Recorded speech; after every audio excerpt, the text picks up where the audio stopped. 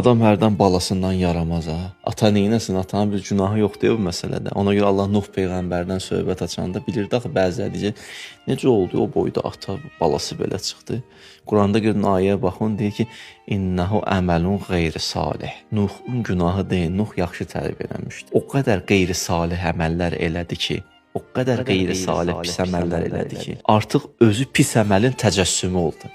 Sanki ayə mesaj verir ki, insanın xoşbəxt olması üçün, sağlıqda yetişməsi üçün mühitin rolu var, atanın tərbiyəsinin rolu var, genetikanın təsiri var, ünsiyyət qurduğun dostların sənə təsirləri var. Bunlar hamısı öz yerində, amma mərkəzdə sənin əməllərin. Sən özün, tairukum ma'kum, əməllərindən asılıdır. Burada siz Nuhu qınamayın, öz balasını hidayət edə bilmir.